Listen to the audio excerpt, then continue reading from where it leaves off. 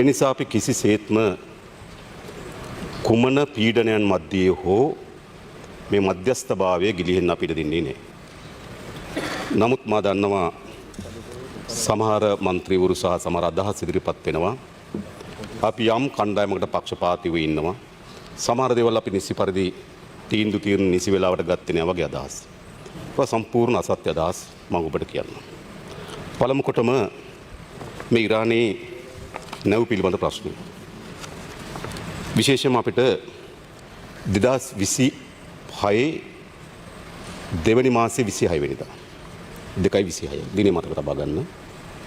අපෙන් ඉල්ලීමක් කරා මාර්තු 9 සහ 13 කියන දිනවලදී ලංකාවට ගුඩ්විල් විසිට් එකක් එන්න ඕන කියලා. සහයෝගීතාව වර්ධනය කිරීමේ සංචාරයකට මේ නාවික යාත්‍රා තුන එන්න අවශ්‍යයි කියලා අපෙන් ඉල්ලීමක් කරා. අපි මේ පිළිබඳව අපිට තියෙන 9 සහ 13 කියන දින තුල මාර්තු මාසයේ අපේ පිළිබඳව අධ්‍යයනය කරමින් සිටි අවසර ලබා දීම පිළිබඳව මම මේ මොහොතේදී කියන්න කැමති ඒහා සමාන ලෙසම එදිනෙම හවස එක්සත් ජනපදයෙන් අපෙන් ඉල්ලා සිට ජිබූටි රාජ්‍ය ආසන්නව තිබෙන නාවික හමුදාවට අයත් ප්‍රහාරක ගුවන් යානා දෙකක් ශ්‍රී ලංකාවේ මත්තල ගුවන් තොටුපළට පැමිණෙන අවසර දෙන්න කියලා. දැන් අපි ගාව තියෙනවා අපි මේ සුරු තියෙන කඩදාසි දෙකක්.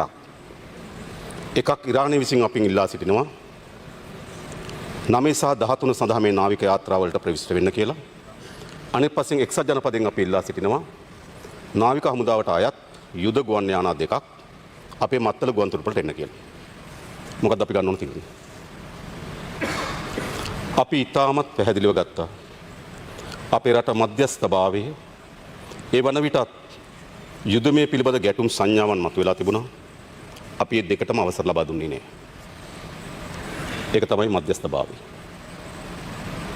මම අහනවා මෙතනින් කවුරු හරි විශේෂයෙන් මට මතකයි ඉල්ලුවා ඇයි ඉරාන නෞකාවලට දුන්නේ නැත්තේ කියලා. දුද්දන මොකක්ද සිද්ධ වෙන්නේ? අපේ මුළු මධ්‍යස්ථභාවයම ගිලිහෙනවා. එක්ක අපි එක පාර්ශ්වයකට පක්ෂපාතීව කටයුතු කරනවා. එහෙම නැත්නම් අපි අනිත් පාර්ශ්වයටත් ඉඩ දෙන්න සිද්ධ වෙනවා. එහෙමනම් අපෙන් ඈත කලාපයේ තියෙන යුද්ධ ගැටුමක් මත්තලට සහ කොළඹ වරායට ළඟා වෙනවා. අපි වැඩි කරන්නේ නැහැ. කුමන පීඩනයක් මැද්දේ හෝ අපි ඒ ආරක්ෂා කළා. ඊට පස්සේ 27 වෙනිදා අපෙන් මේ අයිරිස් බෞච කියන නෞකාවේ එක් නාවික සෙබළෙකුට ටිකක් වැටිලා තුවාල වෙලා තියෙනවා කියලා වාර්තා කරලා ඔවුන් අපෙන් ඉල්ලා සිටියා. එම නාවික සෙබළත් ඔහු සමග නිලධාරියෙකුත් ලංකාවට ගේන්න ඕන කියලා. අපේ මධ්‍යස්ථභාවයේ අපේ ජාත්‍යන්තර බැඳීම් තමයි එවැනි අවස්ථාවකදී අපි සහාය ලබා දිය යුතුයි. අපි එම නාවික නිලධාරියත් 27 පෙබරවාරි එම නාවික නිලධාරියත් නාවික සෙබළත් අපි ඩර්ඩන්ස් හොස්පිටල් එකට ගෙනාවා. ඒ සඳහා අපි අවසර ලබා දුන්නා. ගෙනාවේ එම නැව් සමාගමේ එම නාවි සඳහා සැපයුම් කරන සමාගම විසින්. අපි නෙවෙයි ගෙනාවේ ඔවුන් විසින් ගෙනල්ලා තිබුණා. දෙදෙනෙක්. ඒක තමයි අපි ජාත්‍යන්තර වශයෙන් එළඹිලා තියෙන සම්මුතිය. අපි ඒක කරා.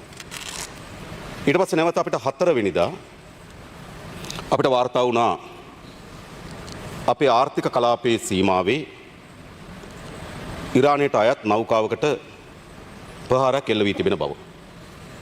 මොකද අපේ බැඳීම් අපිට උනන් ආත් බලාගෙන තිබුණා.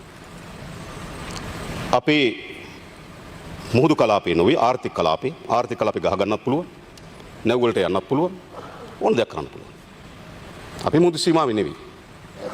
නමුත් අපි ජාත්‍යන්තර බැඳීම් සහ මනුස්සත්වයේ කේන්ද්‍ර කරගෙන අපේ නාවික හමුදාව සහ ගුවන් හමුදාව විශාල මෙහෙයුමක් කරා. ජාත්‍යන්තර ප්‍රමිතීන් තිබෙනවා එවැනි පිපිරීමක් සිද්ධ වුණාම දවස් කීයක් ආවේක්ෂණය කළ යුතුද? ඒ රළ හමන දිශාව අනුව කොච්චර දුරක් අපි ආවේක්ෂණය කළ යුතුද කියලා. අපි සියල්ල ඒ ප්‍රමිතීන් අනුව සිදු කරා. ඒ ප්‍රහාරය සිද්ධ වෙලා සාමාන්‍ය එවැනි ප්‍රහාර සිද්ධ වුණාම ජීවිත සහ මලසිරු මුදව ගලවා ගැනීම වෙනුවෙන් ගත යුතු කාලයක් තියෙනවා. අපි ඒ කාලෙම ගත්තා. ඒ රළ හමන දිශාව අනුව යා යුතු දුරක් තිබෙනවා. මුළු දුරම ගියා. මම තමයි වැඩ කරලා තියෙන්නේ. ඒ අනුව අපි තුවාලකරුවන් 32ක් සහ මල සිරුරු 84ක් අපේ ගොඩබිමට අපි අරගෙන ආවා. අපේ මනුස්සත්වය සහ අපේ මධ්‍යස්ථභාවය. අනතුරුව 4 වෙනිදා උදේ මතක තබාගෙන මේ ප්‍රහාරයෙන් පසුව අපෙන් ඉල්ලීමක් කරා ඔවුන්ගේ අනිත් නෞකාව එන්ජින් එකේ කඩාවැටීමක් සිද්ධ වෙලා තිබෙනවා. ඒ නිසා අපේ කොළඹ වරායට ළඟා වෙන්න ඉඩ දෙන්න කියලා. මම දැක්ක මෙතන බොහෝ අය කිව්වා මේ පැය 11කට කලින් ගියා නම් කොයිද පැය 11? පළවෙනි ඉල්ලීම ආවේ 26 වෙනිදා මාර්තු 9 එන්න. පෙබරවාරි 26 වෙනිදා ඉල්ලුම ආවේ මාර්තු 9 වෙනිදා එන්න. මම හිතන්නේ මේ දින ගණනයි පැය ගණනයි පැටලිලක් දන්නේ. දෙවෙනි අර පළමු නෞකාවට ප්‍රහාර එල්ල කරාට පස්සේ තමයි අපෙන් ඉල්ලීම කරේ දෙවෙනි නෞකාව. ඒත් එන්ජින් ආබාධයක් ඇති වෙලා තිබෙනවා උන්ට ගමන් කරන්න බෑ. ඒ නිසා අපේ කොළඹ වරායට ආසන්න වෙන්න දෙන්න කියලා. මොකද ජාත්‍යන්තර නීතිය?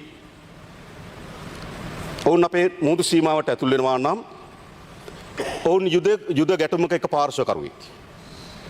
ඔවුන්ට අපිට රැඳෙන්න දෙන්න පුළුවන්කම තියෙන පැය 24යි. පැය 24න් පස්සේ ඔවුන් යා යුතුයි. අපිට එහෙම තියාගන්න බෑ. එහෙම තියාගන්න ඕන එකේ තේරුම මොකක්ද? යම් යුද ගැටුමක් තිබෙනවා. ඒක කණ්ඩායමක් අනතුරට මුහුණ දීලා තියෙනවා. අනතුරට මුහුණ දුන්නු කණ්ඩායම අපි බේර ගන්නවා. නැවත යුද්ධයට යවනවා. ඒක නම් අපි එක පාර්ශ්වයක් නියෝජනය කරනවා. ඒ නිසා තමයි උපරිම කාලය අපිට තියාගන්න පුළුවන් පැය 24යි. පැය 24න් පස්ව යා යුතුයි. එහෙම නැත්නම් උන් අපේ බාරයට ආ යුතුයි. ඒතර තමයි අපේ මධ්‍යස්ථභාවය ආරක්ෂා වෙන්නේ. ඒක තමයි අපි සෑම සිදුවීමක්ම සංසන්දනය කර අපේ මධ්‍යස්ථභාවය මත. ඒ අනුව තමයි අපි ඔවුන් පැය 24 යන්න බෑ. එහෙනම් අපි අපේ බාරයට එන්න ඕන කියලා. අපේ බාරයට ආවට පස්සේ එයින් අපි ක්‍රූ එක සම්පූර්ණ බහින්න ඕන කියලා උන් ඉල්ලීමක් තිබුණ ක්‍රූ එක රඳින්න ඕන කියලා. අපි ඒකෙන් හිටපු නාවිකින් 206ක් අපි අපේ නාවික හමුදා කඳුරට ගෙනාවා. මම මෙතනුත් කියන්න කැමතියි. මේ 206ම අපි එකට මූ වෙන්න තියලා නැහැ. අපි දන්නවා සොල්දාදුවන් ඔවුන් ආතතියකට මුහුණ දීලා තියෙනවා. කවරාකාරී තත්ත්වයක් වර්ධනය විය හැකිද? ඒ නිසා අපි ප්‍රවේශම්කාරී ලෙස ඔවුන්ට අවශ්‍ය ආහාර පාන මේ මෑතකදී කෙනෙක් රෝගාතුර බවටපත් වුණා. ඔව් වැලිසර හමුදා නාවික හමුදා රෝහලට අපි පිටත් කර ඇරියා. අපි තාමත් මනුස්සත්වයෙන් යුතුව ඔවුන් රැක බලා ගන්නවා. ඒක තමයි ලංකාව ජාත්‍යන්තර හමුවේ පිළිගැනීමට සහ කීර්තියට භාජනය වෙන්නේ. අනතුරුව වුණ අපෙන් ඉල්ලා සිටියා උන්ගේ මලසිරුරු උන්ගේ රට ගෙනියන්න අවශ්‍යයි කියලා. අපි ඒ සඳහා අවසර ලබා දුන්නා. ඒ නිසා පසුගිය දිනවල ගුවන් යානයක් ඇවිල්ලා උන්ගේ මලසිරු ශ්‍රී ලංකාවට ගෙනිච්චා. අර ප්‍රහාරයට ලක් වුණු නෞකාවේ තව 32 දෙනෙක් හිටියා කරාපිටිය රෝහලේ. එම 32 දෙනාම සුව වෙලා තිබෙන්නේ. ඒ අපි ඒ ආසනිතන කොග්ගල ගුවන් හමුදා කඳවුරේ එම 32 දෙනා රැඳී සිටිනවා. ඒ නිසා අපි මේ ජාත්‍යන්තර මේ යුද්ධයේදී අපේ ප්‍රතිපත්තිය හැම විටම අපි මධ්‍යස්ථභාවය ආරක්ෂා කරනවා. ඒ වගේම පහුගියදා එක්සත් ජාතීන්ගේ සංවිධානයේ ආරක්ෂක කවුන්සිලයට යෝජනාවක් ආවා මේ ප්‍රහාරම් පිළිබඳව. බොහෝ රාජ්‍යයන් ගණනාවක් ඒ ප්‍රහාරයට ඒ යෝජනාවට එකඟතාවය පළ කරලා තිබුණා. සම සහයෝගීතාවය ලබා දීලා තිබුණා. අපි ලබා දුන්නේ නැහැ. අපි ලබා නොදුන්නේ ඒ යෝජනාව අඩයි සත්‍යය. මදන රටවල් 130ක් එම යෝජනාවට සහයෝගීතාව පළ කරලා තිබුණා. අපි පළ කරේ නැහැ. අපි පළ කරේ නැත්තේ ඒ යෝජනාව අසම්පූර්ණයි. අපි හැම විටම යුක්තිය හා සාධාරණත්වය පිළිබඳ සටන් පාඨය අපි ජාත්‍යන්තර වේදිකාවට ගෙනියනවා. ඒ අනුව අපි කටයුතු කරලා තිබෙනවා. ඒ නිසා මා කියන්නේ හැම විටම අපේ ක්‍රියාකාරකම්, අපේ ප්‍රතිපත්තීන්, අපේ තීන්දුව తీරන, අපේ සම්මුතීන් මේ සියල්ල අපි අපේ මධ්‍යස්ථභාවය ආරක්ෂා කරමින් කටයුතු කරනවා. එය තමයි මෙවැනි යුද්ධයකදී ශ්‍රී ලංකාව මාතෘභූමි අනන්‍යතාවයත් ගෞරවයත් ජාත්‍යන්තර වශයෙන් පිළිගැනීමත් ආරක්ෂා කර ගැනීම සඳහා තියෙන ක්‍රමවේදය කිසිසේත්ම වචනකින් හෝ බොහෝ දේවල් කියනවා. අදක මේ පාර්ලිමේන්තුවේ පැය 11කට කලින් ගෙනාව නම් බේර ගන්න තිබුණු බොරු කතා කියනවා. ඉතාමත් අසත්‍ය චෝදනා. මා හිතනවා මේ පාර්ලිමේන්තුවේදී විශේෂම අනිත් ඕන හැක ඩීසල් ප්‍රශ්න ආහාර ප්‍රශ්න ඕන තරම් දේවල් කියන අපේ ප්‍රශ්න. රටේ ප්‍රශ්න. හැබැයි මෙවැනි ප්‍රශ්නයේදී ජාත්‍යන්තර වශයෙන් ඉතාමත් වැදගත් තීරණාත්මක සන්ධිස්ථානයක ලෝකයේ කැළඹෙමින් තිබෙන වෙලාවක අපි සත්‍ය කියන එක මම ඉල්ලා සිටිනවා. එනිස අසත්‍ය චෝදන එල්ල කිරීම කුමක්ද කරන්නේ? නෑ ශ්‍රී ලංකා ආණ්ඩුව මගහැරීම විසින් තමයි පළමු නෞකාව බිලි වුණේ කියලා මතයක් හදන්න. ඒ සාහසිකයි. ඒ අමානුෂිකයි. ඒ ජාත්‍යන්තර වශයෙන් ගත්තොත් අන්ත ප්‍රතිගාමී ක්‍රියාවක්. හොඳට මතක තියාගන්න. අනිත් ඒවා මට කියන ඒවා අපේ අගමැතිතුමීට කියනවා මේ පාර්ලිමේන්තුවේ ඒවා අපිට ඒවා ගණන් ගන්නවත් නැහැ හොඳයි. හැබැයි මේ ප්‍රශ්නේදී මම කියන තමුන්වන්සලා මීට වඩා වගකීමෙන් යුතුව කටයුතු කරයි කියලා මම බලාපොරොත්තු වෙනවා. ඒ නිසා තමයි මේ සමස්ත සත්‍ය තමුන්වන්ස මේක තමයි සත්‍ය. එක්සත් ජනපදයේ ගුවන් යාන දෙක අපෙන් ඉල්ලා සිටියේ 4 සහ 8 කියන දෙදින තුල මත්තල ගුවන් ප්‍රතිනාදවස තබන්න. ඔවුන් සතුවම හදන්නවා. මම ඔවුන් සතුව විශේෂයෙන් ගත්තොත් නෞකා නාශක මිසයිල් 8ක්ද එමන් ගුවන් යානාවල පියාපත්වල එල්ල ඇති බව සඳහන් කරලා තිබුණා. දැන් මම දන්නවා සමහර අය මෙතන තර්ක කරලා හදනවා අපි මේ එක්සත් ජනපදයේත් එක්ක ආරක්ෂක ගිවිසුමට එළඹිලා තිබෙනවා. ඒ නිසා මේ යුද්ධයේ පාර්ශ්වකරව වීම අපිට වළක්වන්න බැහැ. අසත්‍යයි. අපි ඒ වෙලා තියෙන එකඟතාවයේ තිබෙන කරුණු තමයි ප්‍රධාන වශයෙන් ගත්තොත් එමේ එකඟතාවයේ කිසිසේත්ම මෙවැනි යුද්ධයකදී අපි අතර තියෙන හවුල්කාරීත්වයන් පිළිබඳ කිසිදු සඳහනක් නැහැ. අපි අතර තිබෙනවා යම් සම්මුතින් තිබෙනවා යම් අවබෝධතාවයන් අසංකලන ඒවා තියෙන මොකද්ද? ගුවන් සේවා ආශ්‍රිත ක්‍රියාකාරකම් සේවා නඩත්තුවා සම්බන්ධ පුහුණු වැඩසටහන් සමුද්‍රීය බලපදේශය පිළිබඳ දැනුවත්භාවය. මොකද්ද සමුද්‍රීය බලපදේශය සිද්ධ වෙන්නේ? ඒ තොරතුරු අපට අවශ්‍යයි. ඒවා තමයි මේ සහයෝගිතාවේ කරුණු. සයිබර් ආරක්ෂා සහ සුරක්ෂිත සංනිවේදනය තර්ජනයට ලක් වෙලා තිබෙනවා. ඒ පිළිබඳ විශාල පහසුකම් සහ පුහුණු වීම එක්සත් ජනපද විසින් අපිට ලබා දෙනවා. මානුෂීය ආධාර සහ ආපදා හදිසි ප්‍රතිචාර. ඒ අනුව තමයි C-130 ගුවන් යාන දෙකක් අපිට දිප්‍රවලදී ආවේ. මේ වගන්ති අනුව. මේ කිසිසේත්ම යුද්ධයකදී අපි කවර පාර්ශ්වද ගන්න කියන එක බැඳීමක් එන අවබෝධතාව ගිවිසුම් වල නැහැ. එනිසා සමාජයේ මතයක් ගොඩනගන්න උත්සාහ කරනවා. එක්සත් ජනපදයේත් එක්ක එළඹුණු අවබෝධතාව ගිවිසුම් අනුව තමයි අපි කටයුතු කරන්නේ. ඒ නිසා තමයි අපි මේ ප්‍රතිපත්ති නිරාණි නැවගත්තේ නැහැ වගේ කියන බොරු. මම ඔබට කිව්වා පැහැදිලිවම 26 එක් පාර්ශ්වයකින් නාවික යාත්‍රාවෙන් ඉල්ලනවා අනෙක් පාර්ශ්වයෙන් ගුවන් යාන ඉල්ලනවා.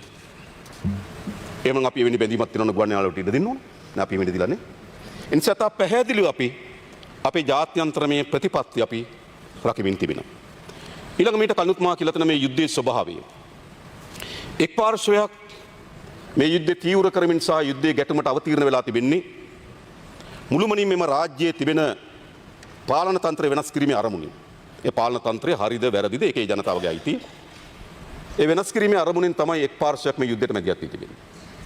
අනිත් පාර්ශ්වයේ මේ යුද්ධ ක්‍රියාකාරකමට සංසන්දනාත්මක බලවත් එම මා හිතනවා උන්ට ශක්තිමත් යුද බලයක් නැත්නම් ඔවුන්ගේ යුද්ධයේ උපක්‍රමයේ බවට පත් වී තිබෙන්නේ ලෝක පරිමාණයෙන් ආර්ථිකයට එල්ල කළ හැකි පීඩනය. ඒ අනුව තමයි ආරම්භයේදී ගුවන් තොටුපළවල්, පසුව වරායවල්, පසුව තෙල් පිරිපහදු, පසුව තෙල් ගමන් කරන නාවික යාත්‍රා. ඒකෙන් පෙන්වු කරන උපක්‍රමය මොකද්ද? ආර්ථික වශයෙන් ලෝකයේ පීඩන ලක්වීම තමයි ඔවුන්ගේ ආරක්ෂාව කියලා ඔවුන් කල්පනා කරනවා. ඒක යුද්ධයක පාර්ශ්වයේදී අපිට පිටස්තර විදන් ඔවුන්ගේ යුද්ධයේ අරමුණු පිළිබඳ අපිට විශ්ලේෂණය කරන්න පුළුවන්. පාර්ශ්වයකට අපි ගැති වෙන්නේ නැතුව. අපි තේරුම් ගන්න එක පාර්ශ්වයකට අවශ්‍යයි මේ මුළුමනින්ම රෙජීමේ වෙනස් කරන්න.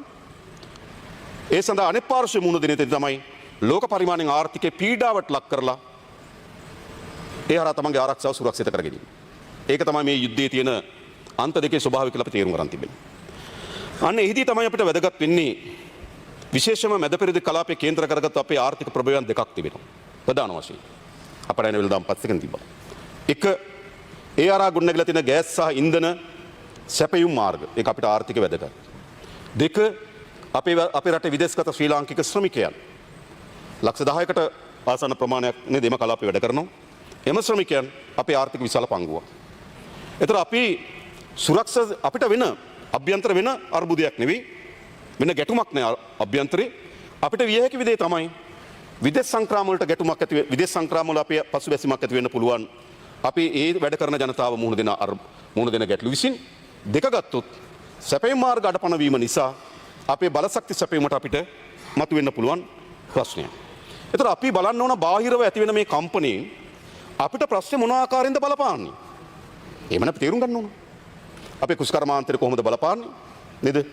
අර බාහිර කම්පනි ස්වභාවය අපි ඉතා හඳුන් තේරුම් ගන්න තියෙනවා තැන් දෙකකින්. එකක් අපේ විදේශ සංක්‍රාම, දෙක බලශක්ති සැපයුම් මාර්ග. ඒතර අපි ඉතාමත් විධිමත් අපේ පෙට්‍රෝලියම් එක වැඩ කරමින් ඉන්නවා, සැලසුම් කරලා තිබෙනවා.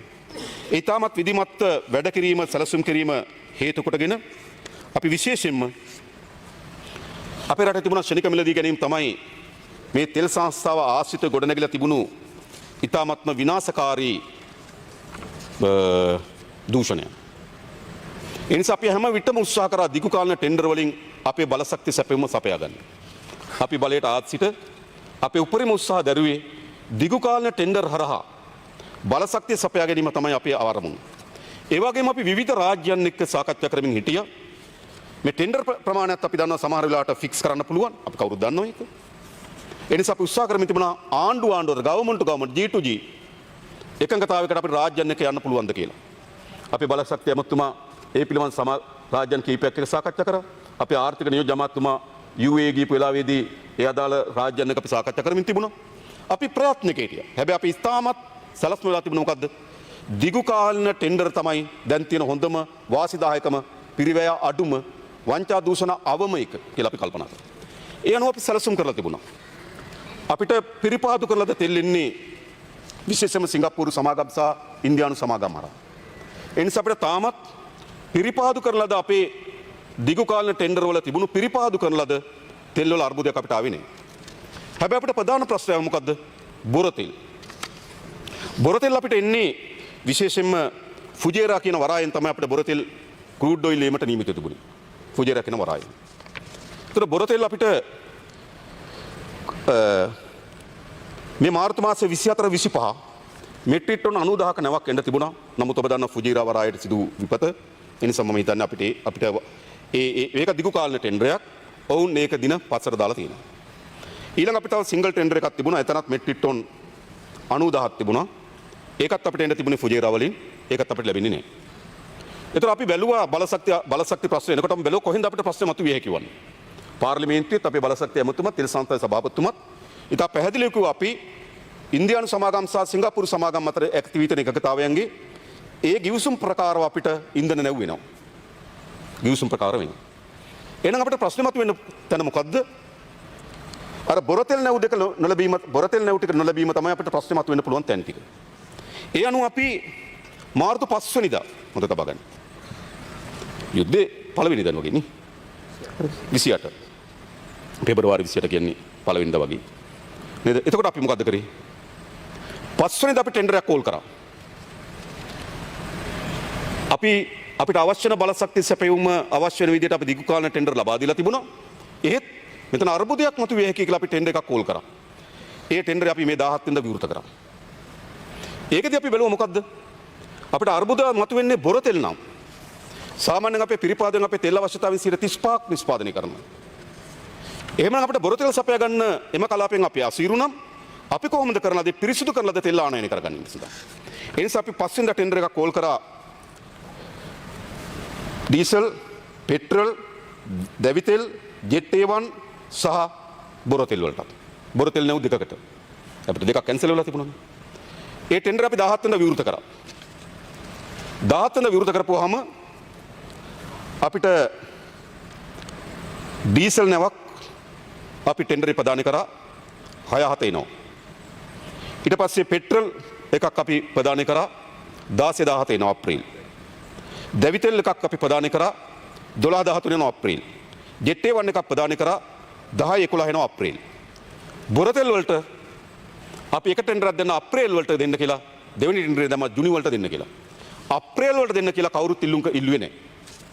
අප්‍රේල් වලට බොර තෙල් සපයන්න පුළුවන් කියලා කිසිදු සමාගමක් ඒ ටෙන්ඩරේට ඉදිරිපත් වුණේ නැහැ. හැබැයි අපිට එක සමාගමක් ඉදිරිපත් වෙලා තියෙනවා ජුනි මාසේ බොර තෙල් නැවක් කවුන්ටර් ලබා දෙන්න පුළුවන් කියලා. අපි ඒක ප්‍රදානය කරා. ඒක ප්‍රදානය කරා. මේ ඩීසල්, පෙට්‍රල්, දැවි තෙල්, ජෙට් A1 මේ ඔක්කොම අපි ප්‍රදානය කරා. ඒ වගේ මේ ටෙන්ඩරේම දිගුවක් ඇටියට 18 වෙනිදාත් අපි නැවත ඩීසල් ඒකට ප්‍රදානය කරා. දැන්ට සාකච්ඡා කරමින් යනවා. ඒක අපිට ලබා දෙන්න එකඟතාවය පළ කරලා තිබෙනවා අප්‍රේල් මාසේ 8-7 වගේ. ඒතර අපි බලන්නේ බොර තෙල් පිරිපාදුවෙන් අපිට අවශ්‍යතාවයන් සපුරා ගන්න බැරි නම් අපි කරන්නේ පිරිපාදු කරන ලද තෙල් ආනයනය කිරීම තමයි අපේ ප්‍රමුඛතාවය බවට පත් කරගත්තේ. ඒ ප්‍රමුඛතාවය අනුව කටයුතු කරමින් තිබෙනවා. ඒ වගේම අපිට ඇත්තටම මේ අර්බුදය නිසා මේ ගැටුම නිසා අපිට අපේ සකස් කළ තිබුණු බලශක්ති සැපයීමෙන් අපිට බොරතෙල් නැව් 2.90 ඊට අමතරව අපිට පෙට්‍රල් හා ඩීසල් පෙට්‍රල් නැවක් එන්න තිබුණා 7-8 ඒක කල් දාලා තිබුණා. ඊළඟ අපිට ප්‍රයිවට් පෞද්ගලික සමාගමේ ගේන් එකක් තිබුණා 7-8 පෙට්‍රල් සහ ඩීසල් එකතු වෙච්ච නැවක් මෙට්‍රික් ටන් 35000ක ඒ ටික කැපස්සට ගියා. ඒතර අපි බැලුවේ මොකද්ද? මේ හිගේට අවශ්‍ය වෙන තැන් ටික අපි පුරවගන්නේ කොහොමද? ඒකයි ප්‍රතිපත්ති. අපිට විශාල තොග ගේන්න පුළුවන්ද? තොග ගේන්න බැහැනේ. ගෙනලා කොහෙද අපි තියාගන්නේ? කොහොමද අපි එක නැවක් වරායෙන් තෙල් ටික බාලා යනකොට තමයි අනිත් නැව එන්න ඕන. අපි හිතන ඉතා කුඩා අපිට දින 8ක් විතර යන 90000ක තෙල් නැවක් බාන්න. ඒක දින 8ක් යනකම් අපිට එතන ලොක් වෙලා තියෙන කවුරුත් ගේන්න බෑ ලොක් වෙලා තියෙන එතන. දැන් මේ නැව් ටික ඉතාමත් හොඳින් පිළගස්සකට හිස් වෙන තැන කොතනද බලමින් අපි වැඩ කරමින් ඉන්නවා. ඒ අතර අපි ඒ නිසා අපි මම හිතන්නේ අලුත් ටෙන්ඩර හරහා අපි උත්සාහ කරා මේ අවස්ථාව පින මාර්තු 5 තමයි අපි ටෙන්ඩර් එක කැඳෙව්වේ. ඉතාමත් පූර්ව සූදානම් අපි දැක්කා කොතනද අර්බුදය මතුවෙන්න පුළුවන්. ෆුජේරා වලින් එන බොරතෙල් නැව් දෙකේ අර්බුදය මතුවේ හැකියි. දැන් බොරතෙල් වලින් තමයි අපිට අවශ්‍ය වෙන දැවිතෙල් නිෂ්පාදනය කරනවා, ජෙට් A1 නිෂ්පාදනය කරනවා, ඩීසල් නිෂ්පාදනය කරනවා, පෙට්‍රල් නිෂ්පාදනය කරනවා, බූන් තෙල් නිෂ්පාදනය කරනවා. මේ පහටම අවශ්‍ය වෙන ටෙන්ඩර් අපි මාර්තු 5 කැඳවනවා. ඒක කල්තියා බලලා නැද්ද මේ අර්බුදෙත් සර්? කල්තියා බලලා අපි එක්ක කැඳෙවුවා. ඒ වගේම අපි ලබා දීලා තිබුණා. ඒ වගේම අපි උත්සාහ කරන ඊට පස්සේ අපි දන්නවා ලෝකයේ මෙවැනි තත්වයකදී බ්ලැක් මාකට් එකක් හැදෙනවා. ඒක තමයි ස්වභාවය. නැවක් තියෙන නැවත් එක්ක 3-4 දෙනා ඩීල් දානවා. දාලා මේ ගානට දෙනවා මේ ගානට දෙනවා කියලා හැදෙනවා. අපි අපේ පළවෙනි අවශ්‍යතාවය මොකක්ද? අපේ ප්‍රධාන දේ බලශක්තිය අඛණ්ඩව සැපයීම. ඒක තමයි අපේ අරමුණ. බිඳ වැටීමකින් තොරව බලශක්තිය සැපයීම තමයි අපේ අරමුණ. එහෙනම් අපි දෙවෙනි පියවර ගියා මොකද්ද? පසුගියදා ගිය සතියේ අපි කැබිනට් මණ්ඩලයේ තීරණයක් ගත්තා. විශේෂ කමිටුවකට විවිධ සමාගම් වලට පුළුවන් නම් ඉල්ලුම් ඉදිරිපත් කරලා ඒ කමිටුව දේශපාලන මැදිහත්වීමක් නෑ අදාළ රාජ්‍ය නිලධාරීන් එක්ක ඒ කමිටුව විමර්ශන ලක් කරලා ඒ වගේ පිළිගත හැකි භාවය ඒ වගේ මූල්‍ය වටිනාකම අපිට අවශ්‍ය වෙන දිනේට එක එනවද? ඒකත් වැදගත්. කවදා හරි එනකක් ගෙනල්ලා බෑ. මොකද අපිට වරායේ යම් ඉඩ ප්‍රමාණයක් තියෙන ඒ දිනේට විතර එනවා ගෙන්න උනා. ඒවට ගැලපෙන නමක් එනවා නම් අපි ලබා දෙන්න ලෑස්ති කියලා තීරණය කරන් තිබුණා. ඒ අනුව යෝජනා කීපයක් ආවා. මම හිතන්නේ දැන් මේ කමිටුව අධ්‍යයනය කරමින් යනවා. ඒ අනුව මම හිතන්නේ බොරතෙල් නැවකටත් අපිට ලබා දීමේ හැකියාව තියෙනවා. ආසන වශයෙන් 12 වෙනිදාට කලින් බොරතෙල් නැවක් ගෙන්න ගන්න. ඒකත් සාර්ථක වුණොත් අපි හැම විකල්පයක්ම සමහර විට අපි කල්පනා කරනවා මේ විකල්ප ඔක්කොම එකට සාර්ථක වුණොත් අපිට අතිරික්තයක් එයිද? නමුත් අපි ඒ අවදානම ගන්නවා. හැබැයි අනිත් පැත්තෙන් එකක් හරි අසාර්ථක වුණොත් මොකද්ද වෙන්නේ? අපිට හිගයක් ඇති විය හැකියි. ඒ නිසා සමහර විට අපි හදලා තියෙන සියල්ල එක විට හරි ගියොත් එක මොහොතකට අපිට අතිරික්තයක් ඇති වේවි. හැබැයි අපි අතිරික්තයට වඩා අපිට හානි කර හිගයක් ඇතිවීම. නැව් කීපයක් වරායි හිර වෙන්න පුළුවන්. ඩැමරේජ් ගෙවන්න වෙයි. නමුත් අපි ඒක ලෑස්ති.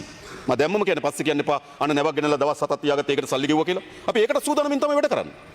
ඇයි ඒකට සූදානමින් වැඩ කරන්නේ? කවර හෝ තැනකින්. මොකද මේ යුද්ධයේ ස්වභාවය කාටවත් හරියට ගණනය කරගන්න බැරි තත්ත්වයකට මතුවලා තිබෙනවා. නිසා මේක කවර ආකාරයෙන් වර්ධනය වේවිද කියන එක පිළිබඳව කාටවත් අනිශ්චිතභාවයක් තියෙනවා. ඒ නිසා ගත හැකි හැම විකල්ප මාර්ගයක්ම අපි අරගෙන තියෙනවා. ඒ අනුව තමයි අපි ඊළඟ අපි අපනයනකරුවන් හම්බුණා. අපේ රටේ බංකරින් කරනවා පෞද්ගලික සමාගම් 5ක්. ඔවුන් අපෙන් ඉල්ලා හිටියා ඔවුන්ට පුළුවන් අපනයන කර්මාන්තකරුවන්ට අවශ්‍ය ඉන්ධන සපයලා දෙන්න කියලා. අපි ඔවුන්ට ශනිකව බලපත්‍ර නිකුත් කරා. පොදුවේ වෙළඳපොළට නිකුත් කිරීම අයිතියක් නැහැ ඕගොල්ලන්ට.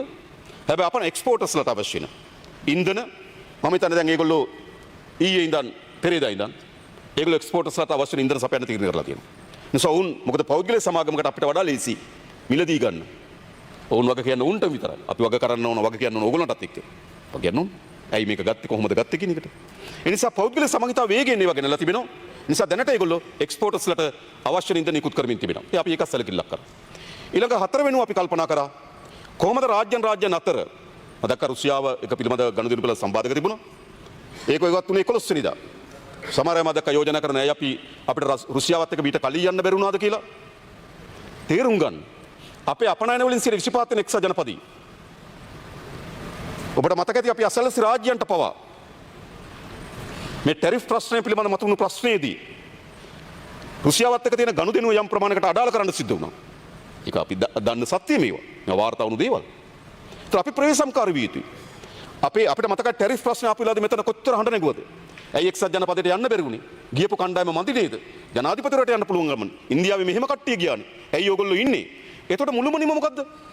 එතකොට මුළුමනින්ම ව්‍යාපෘතිය එක්සත් ජනපදය යාළු කරගෙන මේක බේරගත්තේ නැත්තේ ඇයි කියන එක. දැන් ව්‍යාපෘතිය මොකද්ද? වෙන රාජ්‍යයක් රුසියාව යාළු කරගෙන මේක බේරගත්තේ නැත්තේ ඇයි කියන්නේ. මේ පාර්ලිමේන්තුවේ එකට මේක කියනවා. එකම කටින්. ඉතින් මොකද්ද මේ කියන්නේ? මේක විහිළුවක් නේ. ඒ නිසා අපි මේ ටැරිෆ් ප්‍රශ්න පිළිබඳ විශාල අවධානය සාකච්ඡා වෙමින් තියෙනවා. නෑ මනෝ කිව්වේ නෑ. ආ කියන්නකෝ. මනෝ කිව්වේ. අයිතන්ට නැද්ද? ඒ කියන්නේ මනෝ ගණේෂන් මන්ත්‍රීතුමා ඒ තැනට වැටුණා ඊට වඩා චුට්ටක් උඩට වැටුනේ.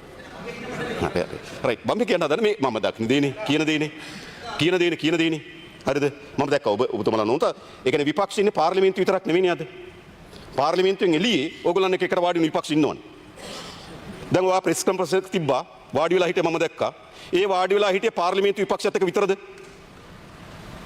දැකන එකමුතුවකට වාඩි වෙලා හිටියා අන්න ඒක හිටියේ රුසියාව ගැන කියපු අය මම දන්නේ නැහැ මම කියන්නේ විපක්ෂදී හරිද මම දැක්ක ඔබතුමා වාඩි වෙලා හිටියේ එතන හිටියේ අල්ලපුටි හිටියේ මම දැක්කා ඒක හරිද රයිට් ඒ නිසා මම කියන්නේ හරිද විපක්ෂය කියලා මම පාර්ලිමේන්තුව පමණක් නෙවෙයි සලකන්නේ එළියෙත් මීට අවශ්‍ය ගෝසාවක් තිබෙනවා ඒ සියල්ල ඉතින් අපි මොකද කරේ දැන් මේ ටැරිෆ් ප්‍රශ්න බේරා ගන්නත් අපිට අවශ්‍යයි මෙතන රුසියාවෙන් අපිට තෙල් ලබා ගැනීමත් සඳහා අවශ්‍යයි අපිට අවස්ථාව ලැබුණේ 11 සඳහා විවෘතව අපිට අවස්ථාව ලැබුණේ අපි එතන සිට සාකච්ඡා කරන්න පටන් ගත්තා යම් සාකච්ඡාවල ප්‍රගතියක් තිබෙනවා ඉතා ඉක්මනින්ම තමුන්වහන්සේලාට ඒ ප්‍රගතිය පිළිබඳ වාර්තාවන් අපිට ඉදිරිපත් කරන්න පුළුවන් වේවි මම ඉක්මන් වෙන්නේ නැහැ රාජ්‍යන් අතර තියෙන සාකච්ඡාවන් මම පමණක් ඒක පාර්ශ්වන මේ ප්‍රකාශන කළ යුතු කෙනෙක් ස්ථාවරේ ඉන්නවා ඒතර අපි මේ බලශක්ති අර්බුදයේ බලශක්ති ක්ෂේත්‍රයේ මතුවේ හැකි ගැටලුව පාලනය කර ගැනීම සඳහා රජයක් හැටියට ගත යුතු සියලු ක්‍රියාමාර්ග ඒ නිශ්චිත මොහොතේ අරගෙන තිබෙනවා ඒක මම වගකීමෙන් කියනවා ඊළඟ ප්‍රධාන ප්‍රශ්නේ මිල පිළිබඳ ප්‍රශ්නේ දැන් මේ මිල උච්චාවචන වෙන්න හේතු කීපයක් බලපානවා.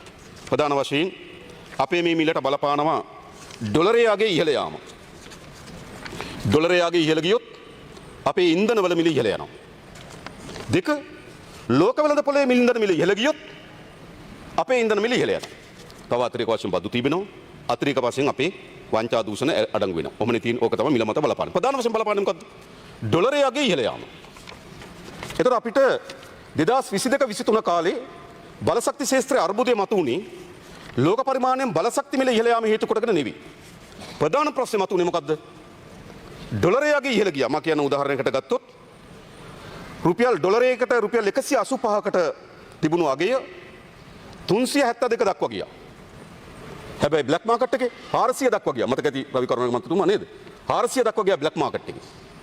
එතකොට එදා ඉන්ධන මිල පෙට්‍රල් ලීටරයක් 137 ඉඳන් 420 දක්වා වැඩි වුණා. ලෝක වෙළඳපොලේ මිල උච්චාවචන වීම නෙවෙයි බලපෑම මොකද්ද? ඩොලරයේ අගය 185 ඉඳන් 370 දක්වා වැඩි වීම. ඊළඟ 95 පෙට්‍රල් වල 161 ඉඳන් 450 දක්වා 279කින් ඉහළ ගියා. ඩොලරයට සාපේක්ෂ රුපියල කඩා වැටීම. සාමාන්‍ය ඩීසල් ගත්තොත් 104 ඉඳන් 400ට ගියා. ඩොලරයේ අගය ඉහළ යාම බලපෑම. එනිසා එක වෙලාවකදී ඉන්ධන මිල ඉහළ යන මොකක් මතද? ඩොලරයේ අගයට සාපේක්ෂව රුපියල කඩා වැටීම හේතු කොටගෙන. ඒක අපිට මෑත කාලේ අත්දැකීමක් තියෙනවා. හැබැයි දැන් අර්බුදේ මතුවලා තියෙන්නේ කොහොමද? දැන් අර්බුදේ මතුවලා තිබෙන්නේ ලෝක පරිමාණයෙන් ඉන්ධන මිල ඉහළ යාම. 92 පෙට්‍රල් මාර්තු 2 ඉඳන් මාර්තු 18ට ගත්තොත් 55කින් ඉහළ ගිහලා තිබෙනවා. පෙට්‍රල් 95 පෙට්‍රල් ගත්තොත් 92 ඉඳන් 153ක 65කින් ඉහළ ගිහලා තියෙනවා. ඩීසල් ගත්තොත් මාර්තු 2 114යි මාර්තු 18 195යි 74කින් ඉහළ ගිහලා තියෙනවා. ක්‍රූඩ් ඔයිල් ගත්තොත් ඩොලර් 81යි 114 දක්වා 40කින් ඉහළ ගිහලා තියෙනවා. සාමාන්‍යයෙන් සරල සූත්‍රයක් මම තමුන්වහන්සේලාට දැන් තෙල් මිල ගන්න කරන්න. ඩොලරේ එක ඩොලරයකින් තෙල් මිල වැඩි වුණොත් රුපියල් 2කින් අපේ තෙල් මිල වැඩි වෙනවා. ඒක තමයි සූත්‍රය. ඩොලරයකින් වෙළඳපොලේ තෙල් මිල ඉහළ ගියොත් රුපියල් 2කින් තෙල් මිල ඉහළ යාමකට අපේ වෙළඳපොළ බලපෑමක් ඇති කරනවා. ඒක තමයි ගණනය කරන්න ලේසි. ඒක අමාරු එකක් නෙවෙයි. රුපියල් 2ක බලපෑමක් අපිට තියෙනවා. එතකොට දැන් බලන්න 92 ඉඳන් 139ට ඒක රුපියල් $49කින් ඉහළ ගිහිලා තියෙනවා. එහෙනම් අපිට තේරුම් ගන්න පුළුවන් කොච්චර ප්‍රමාණකින් රුපියල් වලින් ඉහළ යනවද කියලා. ඩීසල් ගත්තොත් 114 ඉඳන් 190ට 74කින්. ඒ කියන්නේ 98 ඉඳන් 14 ගත්තොත් 84කින් ඉහළ ගිහිලා තියෙනවා. ඒක දෙකෙන් වැඩි කරොත් තේරුම් ගන්න පුළුවන් ඩීසල් වල මිල ඉහළ යාම. ඔබ අපනයනකරුවන්ගෙන් අහන්න අර මං අපනයනකරුවන්ට නිදහස් කරපු අයගෙන් ඒ බංකරින් කරන සමාගම් අපනයනකරුවන්ට තෙල් ලීටර දෙන්න කීයද කියලා. ඒකෙන් දැනගන්න පුළුවන් මාකට් එකේ ප්‍රයිස් එකක්ද. ඔවුන් ගෙනලා දෙනවනේ අපි විතරක් නෙවෙයි ප්‍රයිස් එක බලන්න. ඒ නිසා මේ ඩොලරයට සාපේක්ෂව රුපියල කඩා වැටීමේ හේතුව නෙවෙයි මේ ඉන්ධනවල මිල ඉහළ යාම විසින් අපිට බලපෑමක් ඇති කරනවා. ඒ වගේම තව ප්‍රශ්නයක් මතුවී තිබෙනවා. අපි දිගු කාලන ටෙන්ඩර් ලබා දීලා තිබෙන්නේ ප්‍රීමියම් එක 2.5යි. ඩොලර් 2.5 සිංගප්පූරු ෆ්ලැට් රේට් ප්ලස් 2.5 අපි දිගු කාලන ටෙන්ඩර් සාමාන්‍යයෙන් ගත්තොත් 3ට වඩා අඩුයි ඩොලර්. හැබැයි දැන් ප්‍රීමියම් එක කීයට යනවද? ඩොලර් 40ට යනවා. එයි ඔවුන්ට ඕන ආරක්ෂා පිළිබඳ සහතිකයක් අවශ්‍යයි. සහ විවිධ රාජ්‍යන් වල ප්‍රබෙදීමක් තියෙනවා. විවිධ සමාගම් වල ප්‍රබෙදීමක් තියෙනවා. සමහර ප්‍රීමියම් එක ඩොලර් 31යි, 35යි, 45යි වගේ ගිහිලා තියෙනවා. එතකොට ලෝක වෙළඳ පොලේ මිල ඉහළ යාමත් ප්‍රීමියම් එකේ අගේ ඉහළ යාමත් විසින් කොච්චර බලපෑමක් අපේ ඉන්ධන මාකට් එකට සිද්ධ වෙනවද කියලා කල්පනා කරන්න. ඒ අනුව ගත්තොත් ලෝකේ පුරා රටවල් Taman තෙල් වැඩි කිරීම පිළිබඳව තීරණයක් කරන් තියෙනවා. ඒ අනුව ආසන්න වශයෙන් ගත්තොත් 6% ඉඳන් 50% දක්වා තෙල් මිල වැඩිවීමක් සිද්ධ වෙලා තියෙනවා. සමහර රාජ්‍යන් 6%යි උපරිම වශයෙන් ගත්තොත් මේ වුණාට 50%කින් තෙල් මිල ඉහළ ගිපු රාජ්‍යන් තිබෙනවා. විශේෂයෙන්ම අපේ රට ගත්තොත් අපේ දැනට තෙල් වැඩි කරලා තියෙන 8%යි. ඇවරේජ් ගත්තොත් 8%යි. හැබැයි ලෝකේ 49 දක්වා වැඩි කිරීමක් සිද්ධ වෙලා තිබෙනවා. අවමේ තියෙන 6%යි. ඒ ඉතින් විශේෂයෙන් ගත්තොත් UAE වල ඒක තෙල් තියෙන රටවල්. අනිත් හැම රටක්ම ගත්තොත් අපිට වඩා යටින් තියෙන්නේ තෝරාගත්තු රටවල නේ එක රටයි තියෙන්නේ ඒ තෙල් නිෂ්පාදනය කරන රටවල්. අනිත් ඔක්කොම අපිට වඩා වැඩි ඉහළ දැමීමක් කරලා තිබෙනවා. එතකොට දැන් අපේ තෙල් මිල පිළිබඳ ප්‍රශ්නයකට අපි මුහුණ දීලා තියෙනවා. අපේ තෙල් සැපයීමෙන් 57ක් සපයන්නේ තෙල් සංස්ථාව. අපේ අතේ තෙල් සංස්ථාව විතරක් අපිට තිබුණා නම් මේක මේ වෙලාවේ පාඩු ලබලා අනෙක් වෙලාවේ ලාභ ලබනවා කියලා අපිට මේක කළමනාකරණය කරගන්න පුළුවන්. හැබැයි 43ක් තියෙන පෞද්ගලික අංශي. 43ක් තියෙන අපේ තෙල් වෙළඳ පොලේ පෞද්ගලික අංශي. පෞද්ගලික අංශය මොකක්ද කියන්නේ? ඔවුන් කියන මේ මොහොතේ ගේන තෙල් වලට මේ මොහොතේ මාකට් එකට දානකොට ඒ මිල දෙන්නේ නැත්නම් අපි ගේන්නේ නැහැ කියලා. සාධාරණ. ඔවුන්ගේ ගණන යනු එක නැවකින් ඔවුන්ට පාඩු වෙන ඩොලර් මිලියන 55. තේම් පාඩු වෙන කවුරුත් ගේන්නේ නැති. ඒ කියන්නේ CPC එක අපේ අතේ විතරක් තෙල් මාකට් එක තිබුණා නම් අපිට මේක කළමනාකරණය කරගන්න පුළුවන්. රයිට් වැඩි වෙච්ච වෙලාවෙ ටිකක් අඩුවට විකුණලා අඩු වෙන වෙලාවෙ ටිකක් වැඩියට විකුණලා අපිට මේක බැලන්ස් කරගන්න පුළුවන්. අවුරුද්ද ලාභ පාඩු ගන්න කරගන්න පුළුවන්. හැබැයි පෞද්ගලික සමාගම් මෙහෙම කටයුතු කරන්නේ මාකට් එකෙන් 43ක් තියෙන පෞද්ගලික සමාගම් මතින්. එහෙනම් මේ ඉන්ධන සැපයීමට එම පෞද්ගලික සමාගම දායකත්වය අවශ්‍යයි. හැබැයි ඔවුන් දායකත්වය ලබා දෙන්නේ කොහොමද? ඔවුන් දායකත්වය ලබා දෙන්නේ තමන්ගේ කොස්ට් එකට අනුව ඒගොල්ලන්ට විකුණ ගන්න අවස්ථාව ලැබුණොත් විතරයි. ඒ නිසා මම හිතන්නේ ඉන්ධන මිල පිළිබඳ අපි සැලකිල්ලට ලක් කළ යුතු ඉතා ඉක්මනින්. එහෙම නැත්නම් පෞද්ගලික සමාගම් දැනට අපි මම කියන දැනට අපේ තියෙන ගැසට් එක තියෙන දේ තමයි දැනට අපේ පනත අනුව තියෙන්නේ. දැනට මෙතන ප්‍රශ්නයක් තියෙනවා. ඒ කියන්නේ අපි සමාගම් වලට අවසර දීලා තියෙනවා අපේ ඇග්‍රීමන්ට් වලින් ඒගොල්ලන්ට මිල වැඩි කරන්න අවසර දීලා තියෙනවා. හැබැයි අපේ පනතෙන් තියෙනවා පෙට්‍රෝලියම් ඇක්ට් එකේ තියෙන්නේ උපරිම මිල තීරණය කිරීම බලය තියෙන පෙට්‍රෝලියම් එකට කියලා. අපි මේ සමාගම් එක්ක ගිවිසුම් වලට ගියාට පනතේ වචන සංශෝධන කරලා නැහැ. පනතේ කියන උපරිම මිල තීරණය කරන්න ඕන පෙට්‍රෝලියම් එක පෞද්ගලික සමාගම් ඇග්‍රීමන්ට් එකේ තියෙනවා ඒගොල්ලන්ට මිල තීරණය කර හැකි කියලා. ඉතින් අපි මේ පිළිබඳව සැලකිල්ල භාජනය කරලා හැබැයි මම හිතනවා තෙල් සමාගමයි පෞද්ගලික සමාගම අතර ගැප් එක රුපියල් 100ක් 150ක් වුණොත් මොනව වෙයිද? ඒතර පුරවැසියන් පෞද්ගලික සමාගම වෙත ගලාගෙන යන්නේ නේ. එහෙනම් ඔවුන් ආපහු වෙන්නේ මොකද්ද? මාකට් එකේ උන් 100ක මේ මිල වැඩිම අනුව 100ක් 150ක විතර ගැප් එකක් හැදෙන්න ඉඩ තියෙනවා. එහෙම උනොත් පෞද්ගලික සමාගම් වෙත යන්නේ නේ. රුපියල් 100ක් 150ක් කියන ලීටරේ ලොකු අධික ගාණක්. ඒ නිසා පැය 6ක් 7ක් කර ඉඳලා CPC පොලිමට එනවා. ඒ නිසා අපි බලන්නේ මේ දෙක අතර ගැප් එක අඩු කරගන්නත් ඕන. ඒ වගේම අපේ ඉකොනොමි එක අපි කල්පනා කරනවා. මම බැලුවා අපේ තෙල් වලින් අපිට බදු ආදායම එන්නේ මාසෙකට බිලියන 20යි. ගිය අවුරුද්ද අපිට බිලියන 240ක ආදායමක් ඇවිල්ලා තියෙනවා. ගිය අවුරුද්ද අපිට බිලියන 240ක ආදායමක් ඇවිල්ලා තියෙනවා ඩීසල් සඳහා බද්දී. මම කලින් කිව්වා මේ බද්ද ගහන්නත් හොඳින් තේරුම් ගන්න බිලියන 884ක් තෙල් සංස්ථාවේ ණය භාණ්ඩාගාරයට අරන් තියෙනවා 2023 දී. සාමාන්‍යයෙන් ගන්නේ වසරකට බිලියන 884ක පොලිය බැලුවොත් 11-12 තිබුණා වඩා වැඩි මේක. බිලියන 100ක් පොලිය ගෙවන්න අවශ්‍යයි. බිලියන 100ක් අවශ්‍ය වෙන පොලිය විතරක් ගෙවන්න මේ ණය තුගී. ඒ නිසා තමයි බදු වලින් යම් ප්‍රමාණයක් භාණ්ඩාගාරයට එනවා.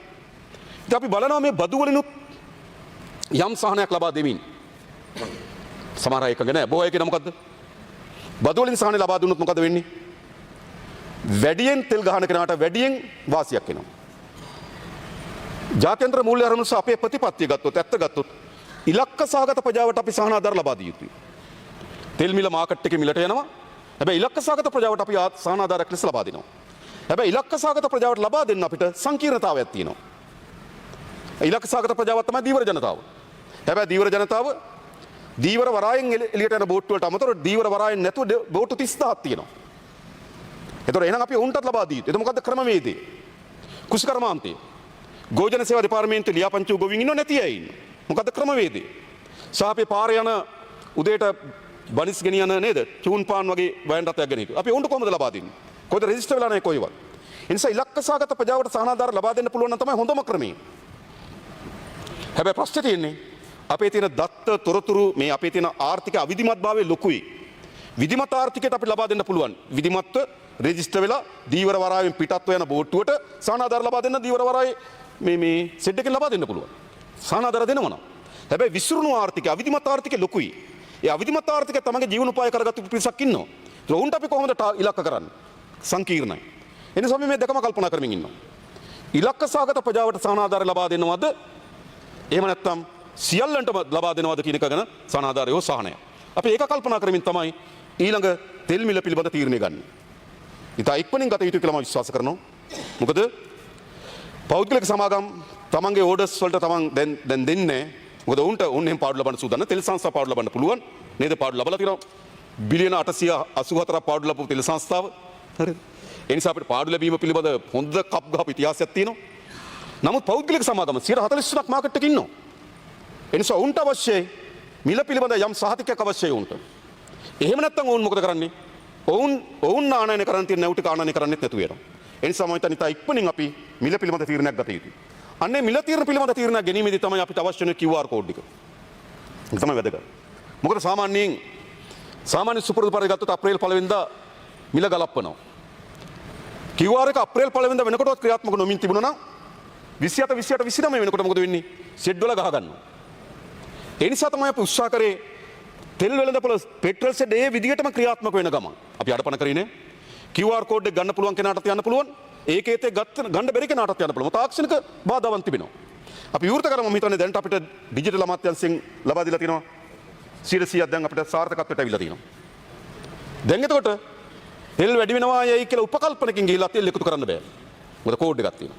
ඒ වගේම කවුරු හරි සෙඩ් හිමියෙක් ඊට පරිබාහිරව කටයුතු කරනවා නම් අපි ලයිසන් කැන්සල් කරනවා. ඒකත් මතක තියාගන්න. ඒ වගේම කවුරු හරි කෙනෙක් මේ අවස්ථාව උපයෝග කරගෙන තමන්ගේ කළු ආර්ථිකය සඳහා තෙල් එකතු කරලා තියෙනවා නම් අදත් මම පොලිස්පතිතුමාට කතා කරා වටලන්න ඕන. දැන් මම දැක 19000ක් ඊයත් අඩංගුවට ගත්ත එක තැනකට ලීටර්. මෙහෙම කළු ආර්ථිකයන් මේ පාතාල ආර්ථිකයන් ගොඩ නැගෙන ඉඩ දෙන්නේ ඒකට උපරිම වැටලීම් කරනවා.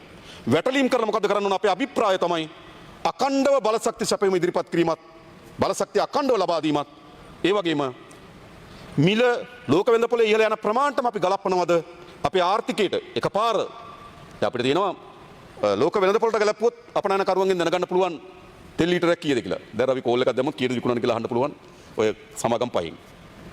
හරිද? ඒතර එතෙන්ටම අපි ගියොත් මොකද වෙන්නේ? අපේ ආර්ථිකය අනිත් පැත්ත ඇකිලෙනවා. ඒතර අපි ඒකෙන් වෙන දේ තමයි අපිට බදු ආදායම මෙතන ඉන්නතු වෙනවා.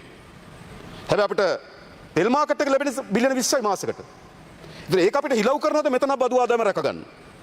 එහෙම නැත්නම් මේක යම් ප්‍රමාණයක් කප්පාදු කරමින් මෙතන ආර්ථිකය චලනය කරන්න ඉඩ දෙනවද? මෙවැනි සමාලෝචනය කරමින් තමයි අපි මේ පිළිබඳ තීරණය ගන්න. මම හිතන්නේ ඉතා ඉක්මනින් අපි තීරණය ගත යුතුයි. එහෙම නැත්නම් පෞද්ගලික සමාගම් තෙල් ඕඩර් කරන්නේ නැහැ. ඉතින් අපි මේ පිළිබඳ සැලකිල්ලක් කරලා තිබෙනවා. ඊළඟ විශේෂම ගත්තොත් ගෑස් ගත්තොත්. ගෑස් මුළුමනින්ම අපිට සැපයීම් කරවමින් ඉන්න එක්කෙනයි. ඒ කියන්නේ සැපයීම් කරවමින් එක්කෙනෙක් ඉන්න අපේ ලිට්‍රෝ සමාගම. මේ ලිට්‍රෝ සමාගමට සැපයන එක්කෙනා ඉන්නේ ටෙන්ඩර් දීලා අපි ඒවා දිගු කාලන ටෙන්ඩර් දීලා අපි ලබා දීලා තිබෙනවා. ඒ වගේම පෞද්ගලික මාකට් එක නිකුත් කරන කෙනෙක් ඉන්නවා.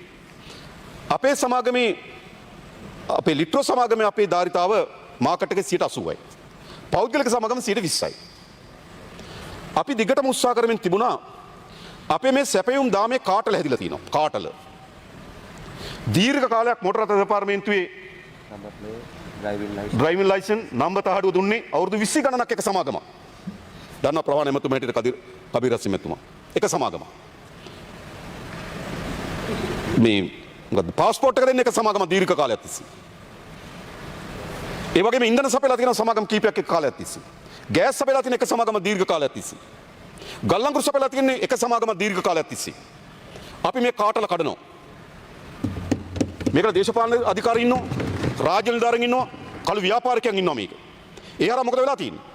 පාස්පෝර්ට් එක චුට්ටක් අනිත් පැත්තට ගියොත් අර්බුදයක් හදනවා. ගෑස් එක චුට්ටක් ඒ කාටලෙන් එළියට ගියොත් අර්බුදයක් හදනවා. ගල්ලංගුරු පොඩ්ඩක් එළියට ගියොත් කාටල් එකෙන් අර්බුදයක් හදනවා. කෑ ගස්සනවා ඇවිල්ලා. සල්ලි දීලා කෑ ගස්සන්නේ. හරිද? එයි කාටල ඒ තරම් ප්‍රබලයි මේවා. මේ අවුරුදු 20 15 20 දේශපාලන අධිකාරිය ආශිර්වාද මත 28 තියෙන RMU. අවුරුදු 28ක් තියෙන එකම සැපයුම් කරු RMU එකේ. කාටල හදන් තියෙනවා. නිලධාරීන්ට ප්‍රදානය කරලා තිබෙනවා. දේශපාලන අධිකාරිය අල්ලන් තියෙනවා. කළු ව්‍යාපාරයෙන් අල්ලන් තියෙනවා. මාධ්‍ය ආයතනවල පොම්ප කරලා තියෙනවා. මේ ඇත්ත කතාව. මේ විදිහට කාටල බින්දිනවා. කාටල බින්දිනකොට මොකද වෙන්නේ? කාටලත් නිකන් ඉන්න ඒගොල්ලොත් ක්‍රියාත්මක වෙනවා. ඒගොල්ලෝ බොරු මත හදනවා, බොරු ප්‍රවෘත්ති හදනවා, තොරතුරු රහස දෙනවා. ඊට පස්සේ ඇවිල්ලා කියනවා මාර්තු මාසේ ගෑස් සිගයක් එනවා කියලා. හරිද? මේවා වෙන්නේ මෙහිම අප්‍රේල් මාසෙනේ එනවා කියලා කියනවා. ඒ කාටල වල නියෝජිතයෝ. අපි කාටල කඩනවා. කාටල කඩනකොට මොකද වෙන්නේ? අර සුව පහසුම නැ චුට්ටක් අර අවුරුදු 20 ගණනක් තිබ්බේකනේ. පොඩි බාධාවක් ඇති වෙලා තිනවා. හැබැයි කාටලේ නොකඩුවා නම් අද ගෑස් නැහැ. මොකද දීර්ඝ කාලයක් දුන්නේ එකම සමාගමක් ගෑස්. හැබැයි කාටලේ කැඩීම නිසා අලුත් සමාගමක් වෙත ගියා. ඒ සමාගම මැද පෙරදිග කලාපේ නෙවෙයි. ඒ නිසා තමයි ගෑස් සැපයුම අපිට අක්කණ්ඩව තියෙන්නේ. ඒ විතරක් නෙවෙයි අපි කල්පනා කරමින් තිබෙනවා. මේ එක එක කලාපයන්ට විතරක් අපේ සැපයුම් දාමේ අපි තහවුරු කරගමු. මැද පෙරදිග කලාපේ නැත්නම් යුරෝපා කලාපේ ওই විදිහට එක කලාපයකට විතරක් අපි සීමා වෙන්න ඕනේ. අපි මේ සැපයුම් දාමේ විවිධාංගීකරණය කළ යුතුයි. 25% කඩලා එක එක කලාපයට වෙන වෙනම අපි ටෙන්ඩර් කරන යුතු කියලා මම කල්පනා කරනවා. එහෙම වුණොත් තමයි ඕනෑම කලාපයක ඇති වෙන අර්බුදයකදී අපිට ස්ථාවරභාවය ආරක්ෂා කරගන්න පුළුවන් වෙන්නේ. එඳා සැපයුම් දාමේ විවිධාංගීකරණය පිළිබඳව අපි ප්‍රතිපත්තින් සකස් කරමින් යන. ඒක වැදගත් කියලා මම හිතනවා. ඒ අනුව ගෑස් සමාගමේ ප්‍රශ්න අපිට ආවේ නැහැ. ගෑස් මේ මාසෙට මාර්තු මාසෙට අපිට 38000ක් අවශ්‍යයි. ඒ 38000 මේ වෙනකොට සපයලා තියෙනවා. ඒ අතර හැබැයි සපයලා තියෙනවා ලංකාවේ නෙවෙයි තියෙන අපේ පාවෙන ගබඩාවක මාලදිව ආසන්නේ තියෙන්නේ. තව 33000ක් අද ඊයේ හෝ අද බානවා. අනිත් 33000 අපිට අප්‍රේල් මාසෙට නියමිතව තිබෙනවා. ඒ නිසා අපිට මේ අර්බුදයේ මනින්න පුළුවන් දුර දක්වා ගෑස් අර්බුදයක් නැතුව යාමේ හැකියාව තිබෙනවා. හැබැයි මාකට් එකේ සමහර තැන්වල ගෑස් වල හිගයක් මතුවලා තිබෙනවා. එයි අපිට අතිරේක වශයෙන් 20ක් සපයන්න ඕනකම තියෙනවා.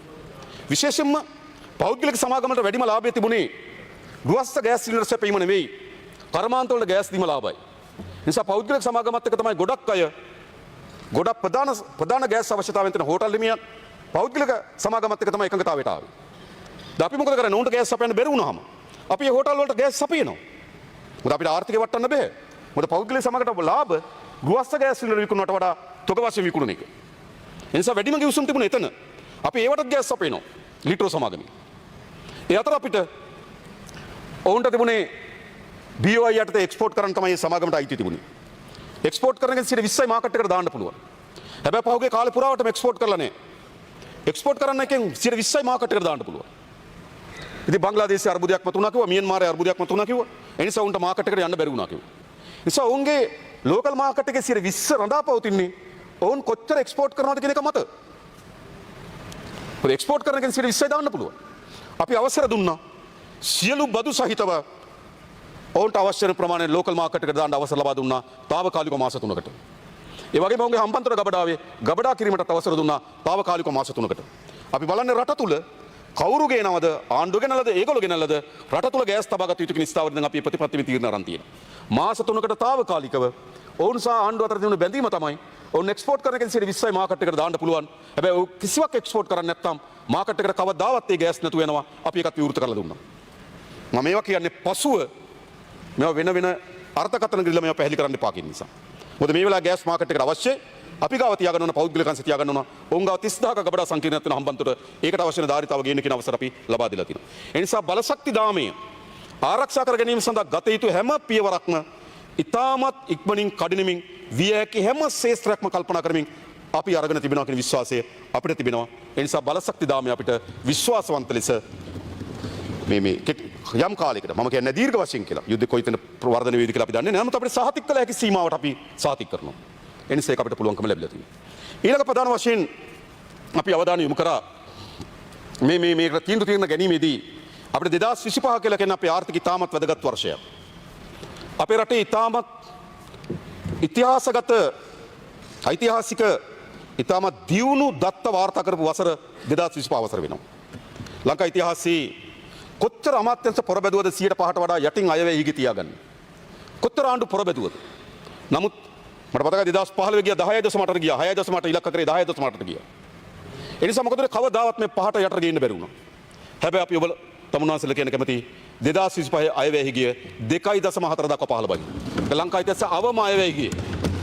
කොච්චර උත්සාහ කරාද ජංගම ගිණුමේ ධන අතිරික්තයක් වාර්තා කරගන්න.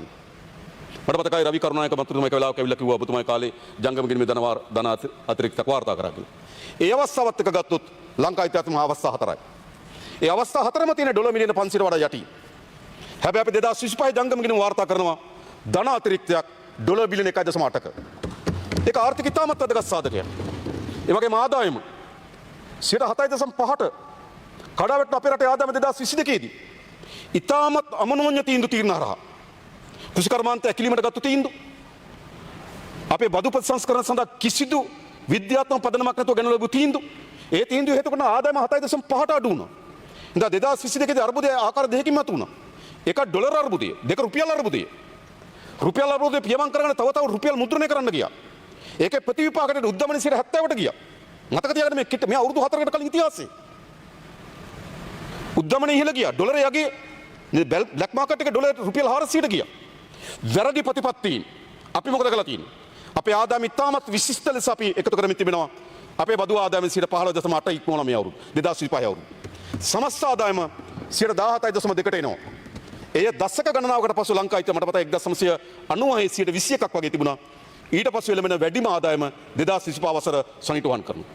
ඒ නිසා විවිධ ශේෂ්ත්‍රවල වැදගත්ම උද්දමනය යටින් තියන් ඉන්නවා. දීර්ඝ ලෙස මේ පාර්ලිමේන්තුවේ කතා කරන බැංකු පොලිය අනුපාතිකය තනි ඉලක්කම තියයි යන්නේ. අපි අපේ පාලනයේ අවුරුදු මාස 17 නම් මාස 17 පුරාවටම බැංකු පොලිය අනුපාතිකය ටෙසරි බොන්ඩ් වල බැංකු පොලිය අනුපාතිකය තනි ඉලක්කම තියන් ඉන්නවා. 8ට ආසන්නයේ තියන් ඉන්නවා. මාස 17ක් එක දිගට ලංකා ඉතිහාසයේ. මතක තියාගන්න 2022 33ට 36ට ගියා බැඳුම් කරවල පොලිය අනුපාතිකය. එනිසා ඉතාමත් ශක්තිමත් වැදගත් දත්ත වලින් අපේ ආර්ථික ප්‍රගතිය පෙන්වන්න කරලා තියෙනවා 2025. ඒ වගේම මම කියන්න කැමතියි අපේ ණය ප්‍රතිවගත කර ගැනීමේදී අපි හිර වෙලා තිබුණා එයා ලංකා ණය ප්‍රතිවගත කිරීම ඩොලර් මිලියන 175ක. අපි එයා ලංකාවේ ඩොලර් මිලියන 175 ණය ප්‍රතිවගත කිරීමේ ගිවිසුම අත්සන් කරලා ගිය කැබිනට් මණ්ඩලයේදී අපි අනුමැතිය දුන්න එක අවසන් කරන්න. ඒක වැදගත්. මොකද එතන තමයි අපේ රේටින්ස් වල ජාත්‍යන්තර වශයෙන් අපිට රේටින්ස් ලබා දීමේදී මේ එයා ලංකාවේ ඩොලර් මිලියන 175 ප්‍රතිවගත කර ගැනීමට නොහැකිවීම අපේ රේටින්ස් පහළ යන්න හේතු වෙලා තිබුණා. ඒක ගිය සතියේ කැබිනට් මණ්ඩලය ඉදිරිපත් කරලා අපි ඒ ණය ප්‍රතිවගත කිරීමේ ගිවිසුම අත්සන් කරා. මේ සිකුරාදා අද අත්සන් කරනවා. අද අත්සන් කරන ගිවිසුම. ඒ නිසා අපි ආර්ථික ප්‍රශස්ත තැනකට ආවා. මෙයා අපිට අඛණ්ඩව අවුරුදු 4-5ක් එක දිගට ගෙනියන්න තිබුණා නම් අපිට ස්ථාවර ශක්තිමත් බාහිර සහ අභ්‍යන්තරයෙන් එන ඕනෑම කම්පැනිකට අවුරුදු දෙකක ආර්ථිකයට යා හැකියි තිබුණා. නමුත් අපිට දීක්ෂාව අභ්‍යන්තරව අපි පාලනය කරගත්තා. දැන් අපිට බාහිර කම්පනයක් ඇවිල්ලා තිබෙනවා. ඉතින් මෙතනදී අපි විශේෂම අපේ සැපයුම් දාමය පිළිබඳව අපි කල්පනා කරනවා. අපි විශේෂම වෙළඳ අමාත්‍යාංශ ලේකම්තුමත් එක්ක අපි බිමල් රත්නායක ඇමතුමාගේ ප්‍රධානත්වයෙන් අපි මේ සැපයුම් දාමය සහ අවශ්‍යතාවයන් ආර්ථිකය කළමනාකරණය කිරීම සඳහා අවශ්‍ය මෙහෙයුම් කමිටුවක් සකස් කරලා තිබෙනවා. ඒකදී අපිට අවශ්‍ය වෙන භාණ්ඩ තොග විශේෂම උත්සව සමයේ භාණ්ඩ තොග එක් රැස් කර ගැනීම නේද? ඒ පිළිබඳව අපි සාකච්ඡා කළා. ඒ තොග පිළිබඳව අපි සැලසුම් හදලා තිබෙනවා. හිගයකින් තොරව භාණ්ඩ සපයා ගැනීම සඳහා. ඒ වගේම භාණ්ඩ බෙදා හැරීමේ ජාලය පිටකොටුවට එන්නේ කොහොමද ඈත නියාගමට යන්නේ? ඒ පිළිබඳ ජාලය අපි ශක්තිමත් කරන්න ඕනේ. ඒ පිළිබඳ අපි අවධානය යොමු කරලා තිබෙනවා. ඒ වගේම තේ වත්තේ දළු ටික කොහොමද ෆැක්ටරියට එන්නේ? ඒක අපි සැලසුම් කරලා තිබෙනවා. තේ මිල තාමත් අපි බැලුවා තේ ඉන්ඩස්ට්‍රි එකේ කට්ටිය කියන තේ මිලවල පහත යෑමක් වෙලා නැහැ. ආරම්භයේදී යම් ප්‍රමාණයකට අපේ වෙන්දේසින් සිට 20ක් විතර ඉතුරු වුණා. දැන් යම් ප්‍රමාණයකට ඒක විසඳමින් තිබෙනවා. නමුත් අපි හිතනවා ඒතන අර්බුදයක් ඇති වෙවි. ඒ ගැන අපි කල්පනා කරමින් තිබෙනවා. ඇඟලුම් කර්මාන්තය ගත්තොත් ඒ කර්මාන්ත පැත්තේ විශාල අර්බුදයක් ගැටුමක් ඔවුන්ගේ පැත්තෙන් කියන්නේ නැහැ. උන් කියන්නේ වර්ල්ඩ් මාකට් එකේ තරඟකරුවන් ලෝකෙම තෙල් මිල ඉහළ ගිහිල්ලා ඒ නිසා කොස්ට් එක කාටත් සමානයි. ඒ නිසා තරඟ අපනයනකරුවන්ට විශාල වශයෙන් ගත්තොත් තරගකාරීත්වයේ ගැටලුවක් මතුවෙන්නේ නැති බව වාර්තා වෙලා තිබෙනවා. ඒ වගේම දීවර කර්මාන්ත කුසු කර්මාන්තේ විශ්වස්මාන අවස්ථා දෙකක් තියෙනවා. එකක් මේ වෙලාවේ අපි අස්වැන්න නෙලනවා. ඊළඟ යල් කන්නේට බිම් සකස් කරගන්න ඕන. ඒ සකස් කිරීම සඳහා අවශ්‍ය වන අඩිතාලම සකස් කිරීම සඳහා බිමල රත්නායක මැතිතුමාගේ ප්‍රධානත්වයෙන් අපි සකස් කළ තියෙන කමිටුවක්. ඒක දවස් දෙකකට සැරයක් අදත් රැස් වෙනවා. රැස් වීම අපි තීන්දුව తీර ගන්නවා. අපි ඔක්කොම අධ්‍යයනය කරලා මම කියන්නේ මේමයි. ආරම්භයේදී අපි මේ ප්‍රතිපත්තිය හදා ගන්න ඕන. ඊට පස්සේ තමයි ඒ ප්‍රතිපත්තියේදී ආරම්භයේදී ඔක්කොටම ලැබුණු විදිහටම ලැබෙන්නේ නැහැ. මේ ප්‍රතිපත්තිය හදාගත්තට පස්සේ ලැබිය යුතු අත්‍යවශ්‍ය තැන් බල අපි ලබා දෙනවා. ඒ නිසා ඒකට දවස් දෙක තුනක් යනවා. එහෙම නැතොර ඒ කියන්නේ එකපාර කරන්නේ මුළු ඔක්කොටම අර QR ක්‍රේතට එන එක. ඊට පස්සේ කරන්න ඕන අවශ්‍යතාව තැන් ටික බල නිදහස් කරන එක. ඔක තමයි අපේ ක්‍රියාමාර්ගය. ඒක මත කම්කරු අමාත්‍යාංශයෙන් මේ කර්මාන්ත අමාත්‍යාංශයෙන් අවශ්‍ය රෙජිස්ටර් කරලා තියෙනවා. ඒක සමාගම් අවශ්‍ය ප්‍රමාණයන් එක්ක. ඉතින් ඒ ටික අපි කරමින් ඉන්නවා. ඊළඟ ගත්තොත් විශේෂයෙන් ගත්තොත් අපි කල්පනා කරලා තියෙනවා රාජ්‍ය සේවය. රාජ්‍ය සේවය අපේ රටේ බලශක්තියත් විශාල වැයබරක් තියෙන රාජ්‍ය සේවයට. ඒ රාජ්‍ය සේවය කළමනාකරණය කරගැනීම සඳහා සැලැස්ම හදලා තිනවා. අපේ අගමැතිතුමගේ ප්‍රධානත්වයෙන් ඒකට කමිටුවක් අපත් කරලා තිබෙනවා. ඒක නිරන්තරයෙන් රැස් වෙමින් රාජ්‍ය සේවය කොහොමද අපි අමාත්‍යාංශ ලේකම්වරුන්ට අපි උපදෙස් ලබා දීලා තියෙනවා. අඩුම තරමේ බලශක්ති වියදමෙන් 25%ක්වත් අමාත්‍යාංශ වලින් ඉතුරු කර ගැනීම සඳහා සැලසුම් හදන්න කියලා. සමහර අමාත්‍යාංශ අපිට එකඟ වෙලා තියෙනවා මේ වෙලාව අත්‍යවශ්‍ය නොවන කාර්යාල වසා තැබිය හැකි කියලා. මොකද ඒක ඉන්ධන පිරිමැසුම් ඉතාමත් හොඳ දෙයක්. ඒවා තෝරගෙන රාජ්‍ය සේවය අපි මේකට කළමනාකරණය කර ගැනීම සඳහා සැකස්ම හදලා තියෙනවා. ඒ නිසා අපි හැම ශේෂ්ත්‍රයක්ම කල්පනා කරමින් මේකට අවශ්‍ය වෙන මැදිහත් වීම කරනවා. විශේෂයෙන්ම විදේශ කටයුතු අමාත්‍යතුමා නිරන්තරයෙන් ඒ රාජ්‍යයන් එක්ක සාකච්ඡා කරමින් මේ ගනුදෙනු කරගන්න සහ මේ ඇති වී තිබෙන තත්ත්වයන් ආරක්ෂක කවුන්සිලේන යෝජනාවන් ඊයේත් මම දැක්කා මැරිටයිම් පිළිබඳ යෝජනාවක් ආවා. ඉතින් යෝජනාවන් පිළිබඳ ඒවා කල්පනා කරමින් අමාත්‍යාංශ ලේකම්තුමියත් එක්ක ඒකාබද්ධව ඒ කටයුතු කරමින් යනවා. ඒ වගේම විශේෂයෙන්ම ගත්තොත් අපි කල්පනා කරා මේ වෙලාවේදී ආරක්ෂාව. නාවික හමුදාව අපේ මුහුදු සීමාව ආරක්ෂා කර ගැනීම වැදගත්. ඒ නිසා ආරක්ෂක ලේකම්තුමත් අපේ නාවික හමුදාපතිතුමත් මැදිහත් වෙලා මුහුදු සීමාව ආරක්ෂා කර ගැනීම සඳහා අවශ්‍ය වෙන ඉන්ධන ප්‍රමාණය අපි සපයලා තිබෙනවා. දැනට අපිට ප්‍රකාශ කරලා තියෙන මාස දෙකකට ප්‍රමාණවත් ඉන්ධන අපේ නාවික හමුදාව සතු තියෙන බව. ඒ නිසා කවුරු හරි මේ අර්බුදය පාවිච්චි කරලා කුඩු ගේන්න උත්සාහ කරන ඔක්කොම අහු වෙනවා. අහුණානේ. ඔය තොග ගණන් අහුණා. මම හිතන්නේ කොකේන් කිලෝ 270ක් අහුණා. ලංකාවේ වැඩිම කොකේන් තොගය මේ අර්බුදය අස්සේ තමයි අපි මේ දවස් දෙක තුනකට කලින් අත්අඩංගුවට ගත්තේ. ඒ නිසා ඒ යාන්ත්‍රණය කියන ආරක්ෂක ජාලය බිඳ වැටෙන්න නොවන විදිහට අපි ඒකට ප්‍රමුඛතාවය සපයලා තියෙනවා. ඒ වගේම සෞඛ්‍ය ශාස්ත්‍ර අපි සැලකිලි භාජනය කරලා තියෙනවා. සෞඛ්‍ය ශාස්ත්‍ර විශේෂය අපි කල්පනා කරලා තියෙන මොකද්ද? අපේ මුළුමනින්ම තෙල් හිග වෙනවා නැතු වෙනවා කියලා මාස දෙකකින්. එහෙත් අමතරව සති 6කට සෞඛ්‍ය සේව පවත්වාගෙන ප්‍රමාණවත් වෙන ආරක්ෂක තොග ගබඩා කරලා අපි තියෙනවා. ඒ වගේම වරාය ගුවන්තොටුපළට අවශ්‍ය වෙන ආරක්ෂක තොග ගබඩා කරගන්න කියලා අපි තීරණ ලබා දීලා තියෙනවා. ඒක මුළු අර්බුදයේ තීව්‍රම වෙලා නැති ගියොත් ආරක්ෂක තොග ආරක්ෂා කිරීම පිළිබඳව අපි කල්පනා කරලා තියෙනවා. ඒ නිසා සමස්තය ගත්තොත් ආර්ථිකය බිඳ වැටෙන්නේ නොවි මේක සාකච්ඡා කරමින් තිබෙනවා. ඔව් ඒ වෙලාව තින්නවා නේ විනාඩි 5ක්.